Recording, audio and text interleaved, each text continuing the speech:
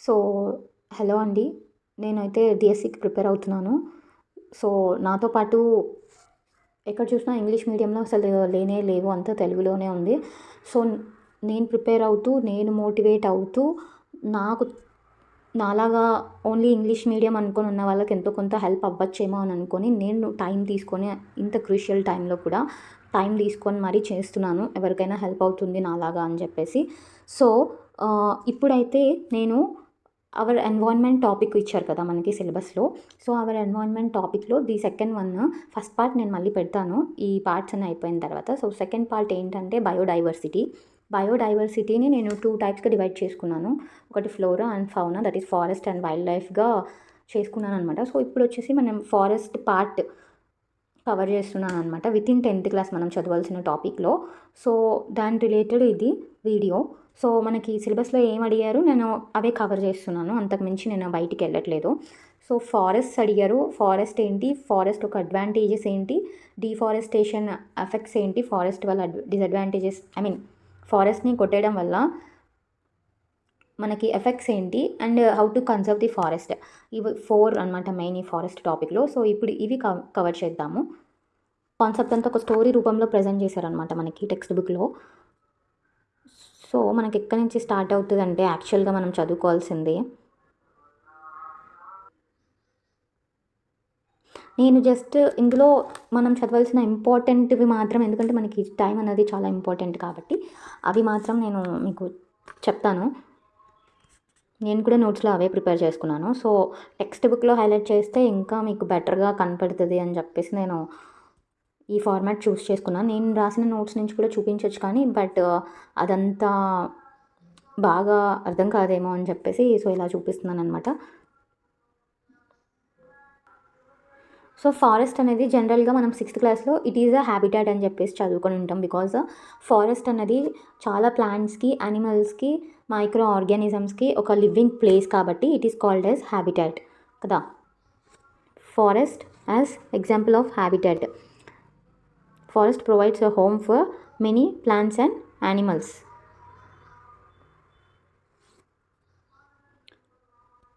అంతే కదా హ్యాబిటాట్ అంటే. సో, ఇక్కడ ఫారెస్ట్‌లో మనకి దొరికే నీమ్, ట్రీస్ అవన్నీ చూపిస్తున్నారు. ట్రీస్ అదంతా. సో, ఇదంతా అంత పెద్ద ఇంపార్టెంట్ కాదు. మోస్ట్ ఇంపార్టెంట్ వన్ అనమాట. Forest serves as the green lungs and water purifying systems in nature. పిల్లలు మనకి విజిట్ చేస్తారు ఫారెస్ట్‌ని. ఆ ఫారెస్ట్‌లో డిఫరెంట్ టైప్స్ అన్నీ చూస్తారు. చెట్లు రకాలు, డిఫరెంట్ క్యానోపీస్ చూస్తారు. సో, అదంతా అనమాట. ఫారెస్ట్ యానిమల్స్‌ని చూస్తారు. స్టోరీలో అదే ఉంది మనకి.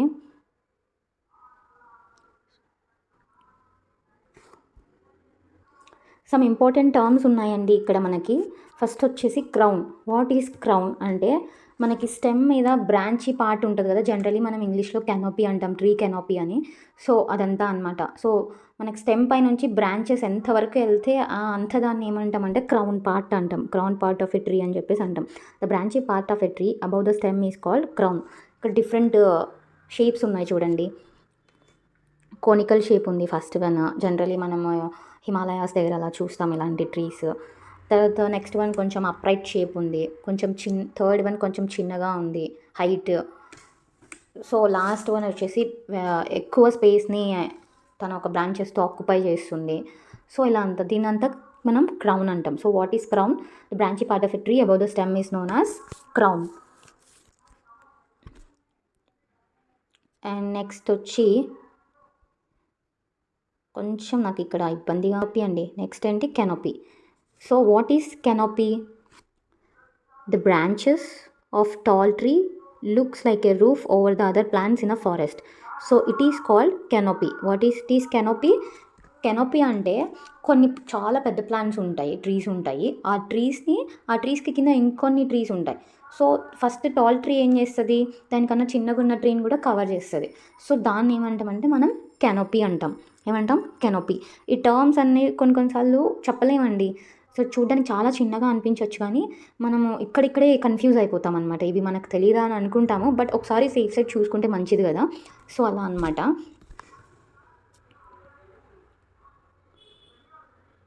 And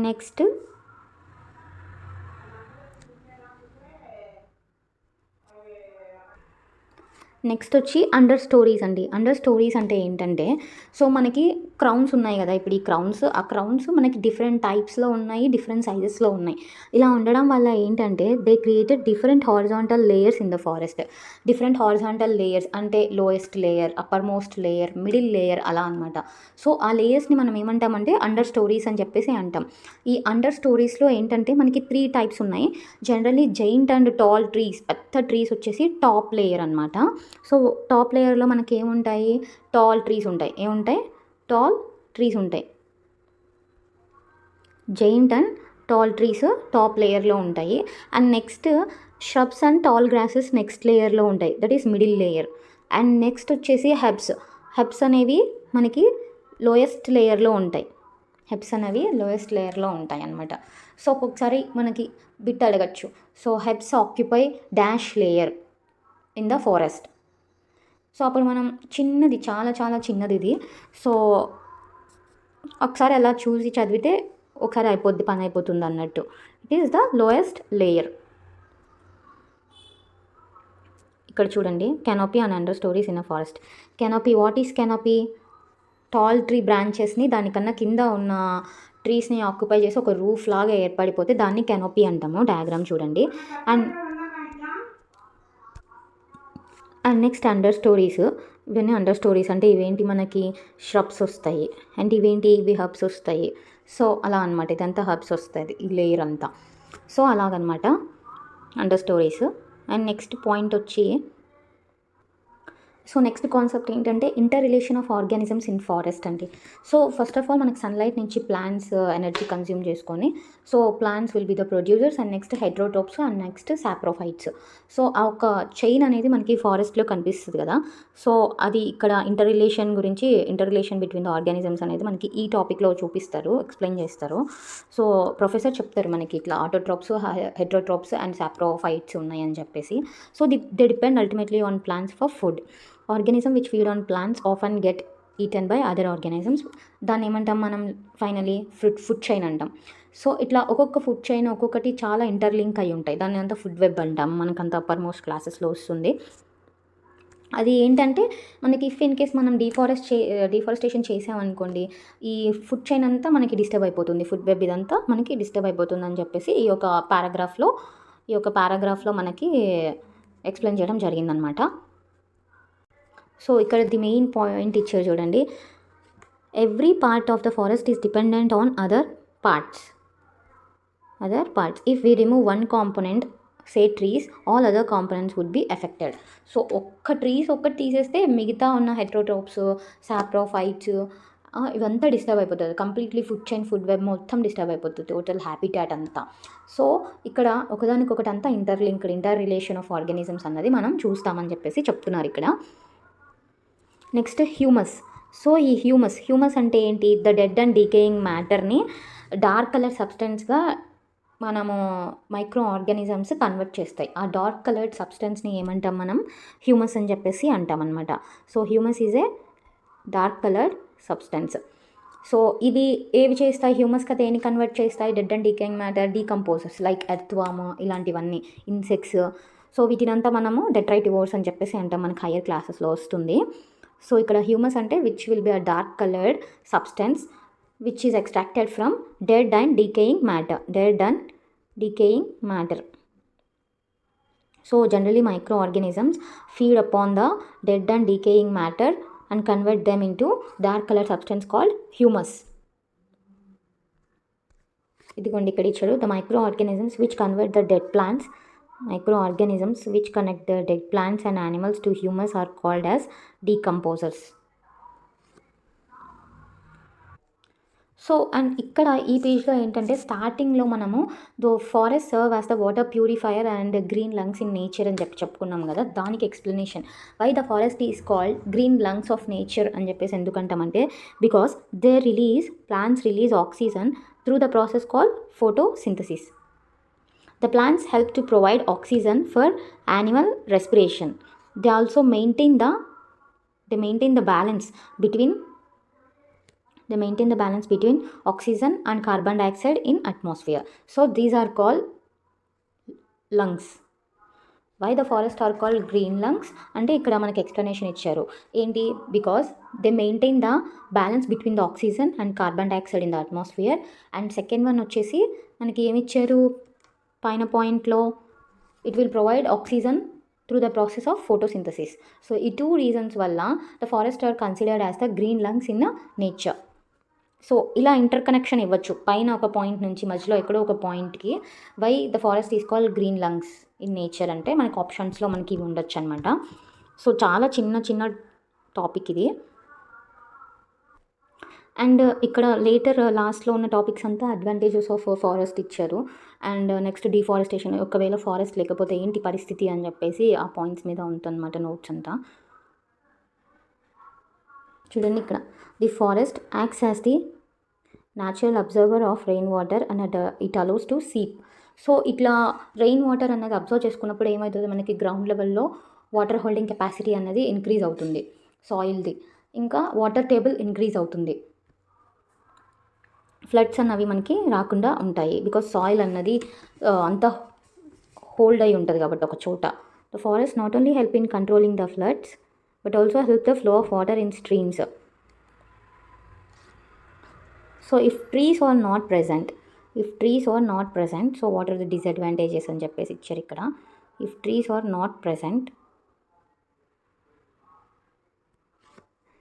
the rain hits the ground directly and may cause flood. It also damages the soil. Roots of trees normally bind the soil together, but in their absence,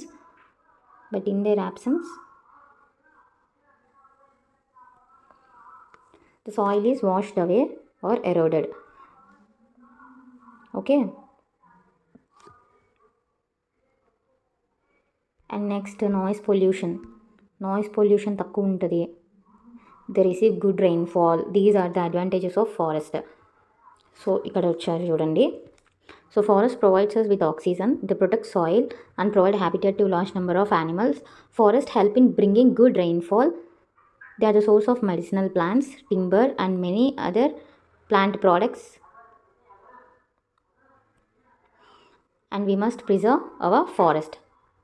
so ఇక్కడ question అడుగుతున్నారు, what would happen if forest disappear? So these are all the deforestation causes. If forest disappear, the amount of carbon dioxide in air will increase, resulting in increase of Earth's temperature. Earth temperature increase అవుతే ఏమవుతుందంటే మనకి global warming వస్తుంది. So అదనమాట. And next, in the absence of trees, the plants and animals will not get shelter and food. In the absence of trees, the soil will not hold water, which cause floods. Soil అన్నది వాటర్ని hold చేయలేకపోతే soil అన్నది మనకి soil erosion జరిగిపోతుంది and it leads to floods. So deforestation will endanger the life and environment. So think what we can do to preserve our forest. To preserve our forest ఉన్నది ఒకే ఒకటి అనమాట, the reforestation. Reforestation అంటే nothing but planting of more saplings in the destroyed forest is called reforestation అనమాట. So ఇప్పుడు ఇవి the main points. ఒకసారి summary అనేది చాలా ఇంపార్టెంట్ అండి. సో మనం కీవర్డ్స్ చూసాం, what is canopy, what is crown, what are the decomposers, what is deforestation, what is humus, what is regeneration, seed dispersal, soil erosion and story.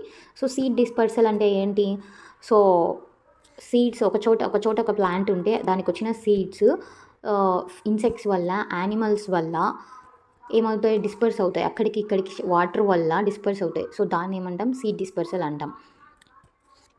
So సమ్మరీలో కూడా మనకి చాలా చిన్న చిన్న పాయింట్స్ ఇచ్చారు, పెద్ద ఎక్కువ ఏమి ఇవ్వలేదు. సో చూద్దాం ఇప్పుడు అవి.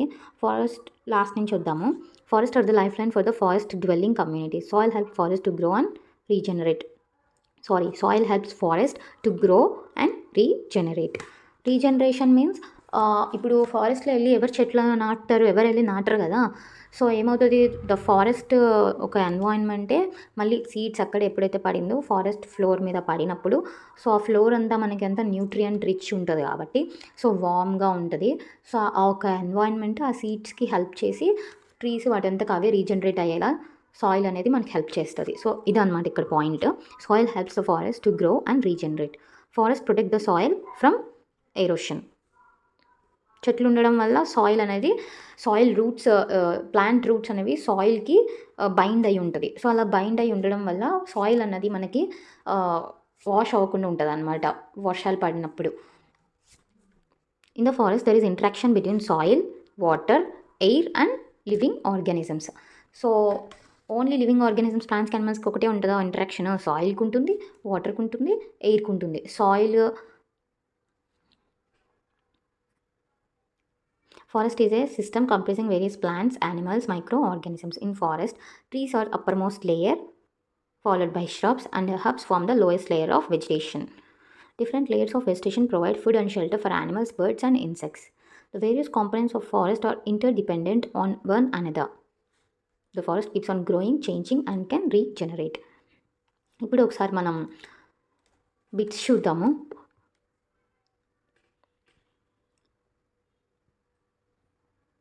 Fill in the blanks.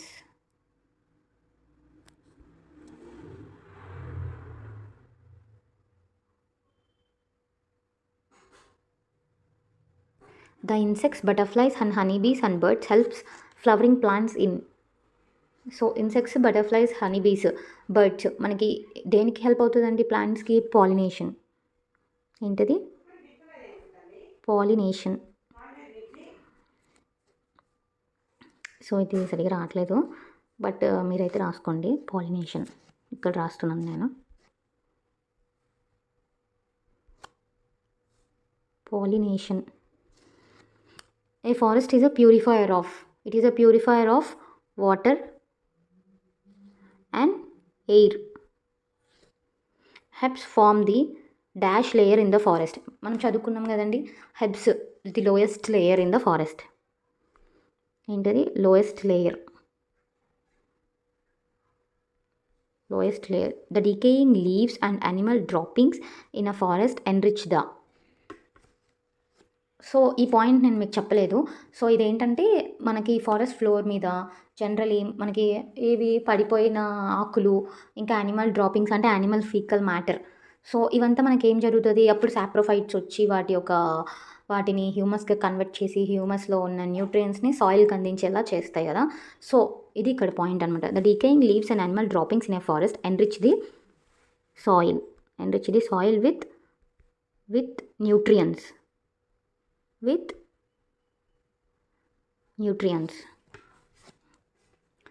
So next ఇంకా ఏం అడిగారు?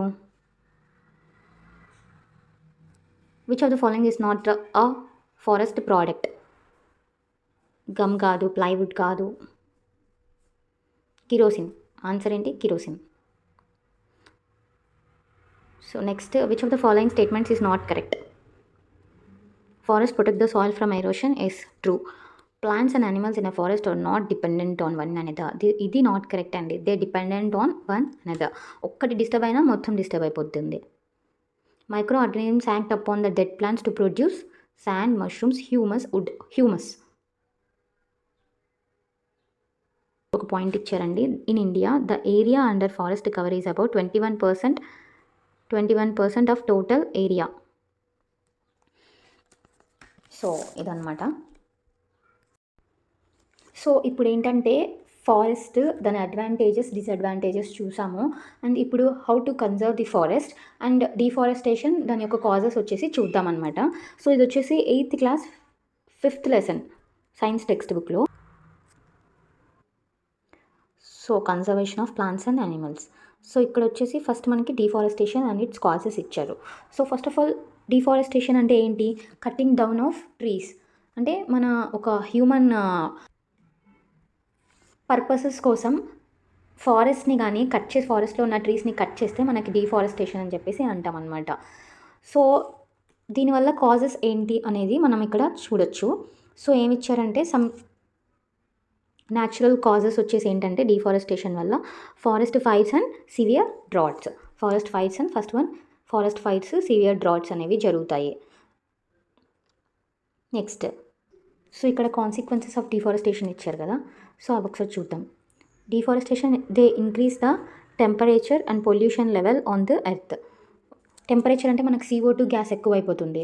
ఇంకా మనకి చాలా పొల్యూషన్స్ జరుగుతాయి. ఎయిర్ పొల్యూషన్ జరుగుతుంది CO2 ఎక్కువైపోయిందంటే. Noise pollution ఎక్కువైపోద్ది. ఎందుకంటే ట్రీస్ అనేవి ఉంటే ఆ సౌండ్‌ని అబ్జర్వ్ చేసుకుంటాయి.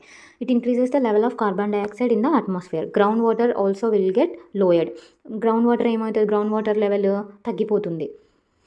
ఇంకా they know that deforestation disturbs the balance.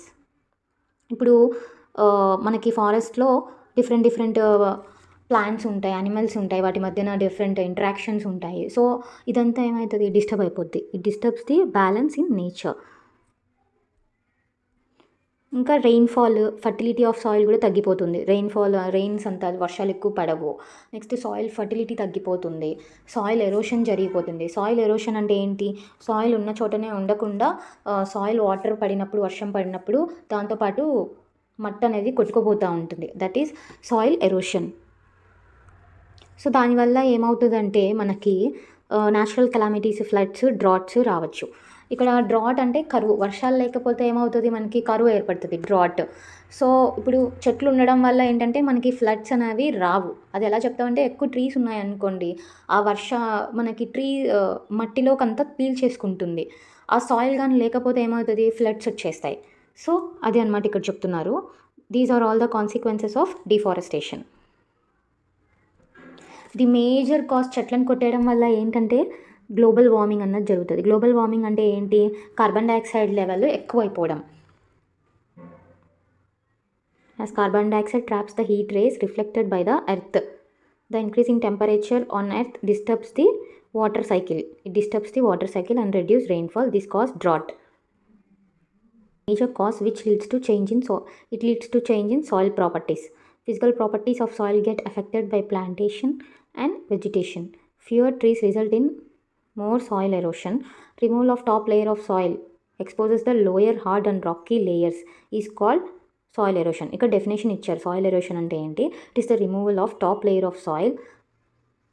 Top layer of soil remove అయినప్పుడు lower layer of soil expose అవుతుంది బయటికి.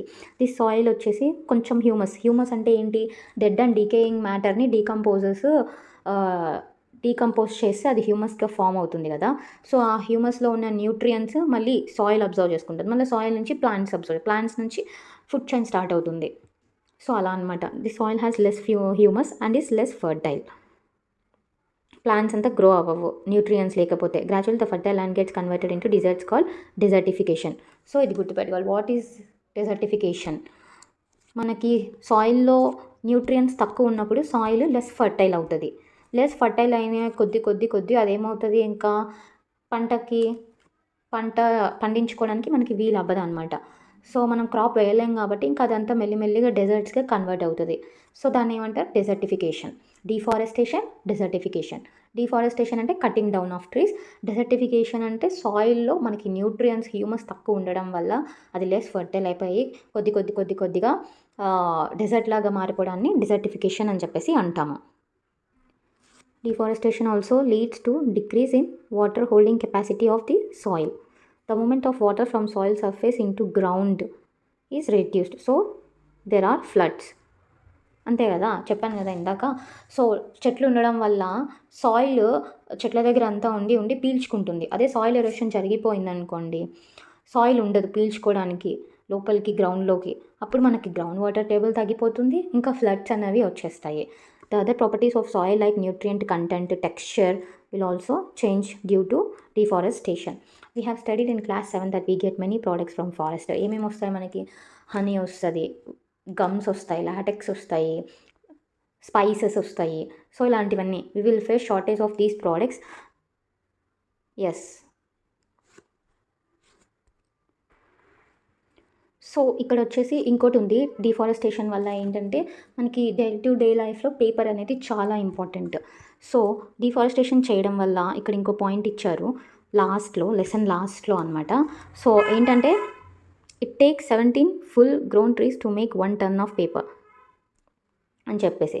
సో మనం కానీ పేపర్ని కానీ సేవ్ చేసి ఫస్ట్ యూజ్ చేసి దెన్ రీయూజ్ చేసి ఆ తర్వాత రీసైకిల్ చేస్తే నెంబర్ ఆఫ్ ట్రీస్ని మనం సేవ్ చేయొచ్చు అని చెప్పేసి ఈ పర్టికులర్ పారాలో ఇచ్చారనమాట. చూడండి, ఇది కూడా డిఫారెస్టేషన్ రిలేటెడ్ అనమాట. So therefore we should save paper. If each student saves at least one paper of a sheet in a day, we can save many trees in a year. We should save, reuse and used paper and recycle it. So what is the permanent solution to conserve the forest is reforestation. లాస్ట్లో ఈ conservation of ఫారెస్ట్కి the permanent problem ఇక్కడ question అడిగారు చూస్తారు, is there any permanent solution to the problem of deforestation అని చెప్పి, is there any permanent problem to the deforestation అని చెప్పేసి అడుగుతున్నారు కదా. దీనికి ఆన్సర్ వచ్చేసి రీఫారెస్టేషన్ అంటే ఏంటి, మళ్ళీ ఎక్కడైతే మనం ఫారెస్ట్ ఉన్న చెట్లు అయితే కొట్టేసామో మళ్ళీ మనం చెట్లని నాటడం. Answer to deforestation is reforestation. Reforestation is restocking of the destroyed forest by planting new trees. The planted trees should generally be of same species which were found in that forest. We should plant at least as many trees as we cut. Reforestation can take place naturally also. If the deforested area is left undisturbed, it re-establishes itself. In natural reforestation, there is no role of human beings. We have already caused tremendous damage to our forest. If we have to retain our green wealth for future generations, plantation of more trees is the only option. In India, మనకి forest conservation act అనేది ఒక act ఉంది. It aimed at preservation and conservation of natural forest and meeting the basic needs of people.